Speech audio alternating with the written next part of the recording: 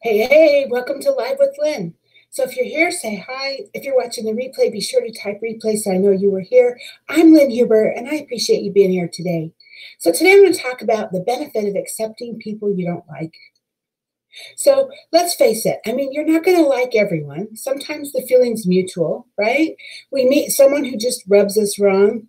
Your instant rivals, right down to the barely suppressed sneer and curled lip. Other times it's not quite so dramatic. Hi, Anitra. Good morning. So you might be making every effort to build a relationship, but they're just not having it, right? Or there's some previous history standing in the way of a relationship with someone. Whatever the case, there comes a time that you have to let dislike go. Holding on to animosity, even something so subtle as not wanting to be around a certain person at work, only winds up hurting you in the end. Really, you're the one that's being hurt by it. In fact, you might be missing out on some hidden benefits by accepting someone you don't like. Sounds interesting? Well, let's talk about the why of it.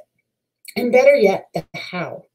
So the benefits of accepting those people that you dislike are many. I mean, it reduces the stress caused by tension within the relationship.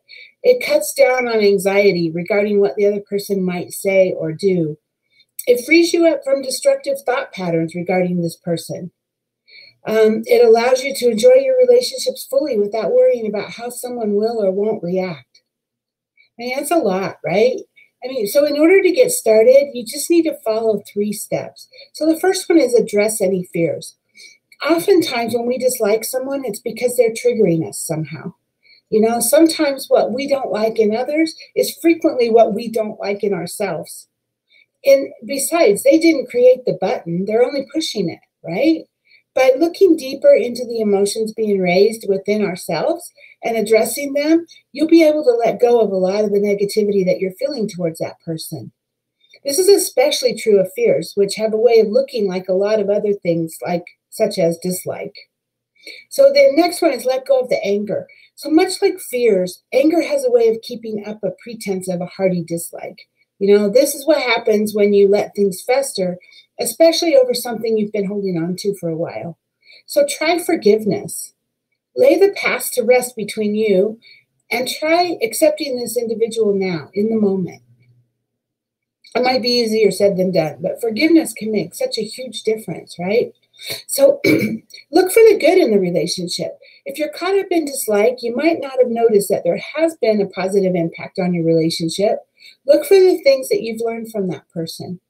Even harsh lessons have a way of guiding us onto new paths, and they can benefit us in the long run. I'm not any more immune to this than you are, right? I mean, in fact, that's why I studied this subject this morning. You know, I am not perfect. And that's why I study this personal development, and I strive to be better every day. And then I share with you what I'm learning, right? But I have someone who did me wrong. This person is someone who I thought was a good friend. And in fact, we were quickly becoming best friends. And maybe that's why it hurts me so much. But it turns out this person was actually just using me. They steal some of my training and ideas and claim them as their own. And the truth is, it turns my stomach to see this person and see them posting about their successes on Facebook, especially when I know that their successes are because of me, right? But here's the thing. I know this is ultimately my own problem, not theirs, right? In the end, karma will take care of them, I'm sure. And so sometimes we do ourselves a great disservice by hanging on to an immediate feeling of dislike for someone. You know, as humans who grow and change, if we allow for it, relationships with those we don't like can improve.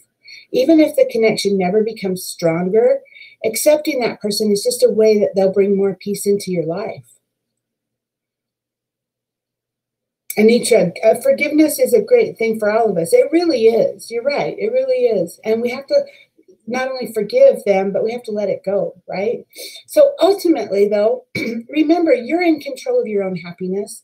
If someone is really getting on your nerves, it can be difficult to see the bigger picture. However, you should never let someone else limit your happiness or your success. You alone have the control over your feelings. So don't compare yourself to anyone else, you know? Don't let someone else dictate how you're going to feel, because you're the one that has control over your feelings. And remember, sometimes you just have to let them go. right? It's their loss. So remind yourself that all of your achievements, and don't let someone else gain power over you just because they momentarily darken your day. So now I'd love to hear from you. I'm sure you have people you don't like in your life. What kinds of things help you to deal with it?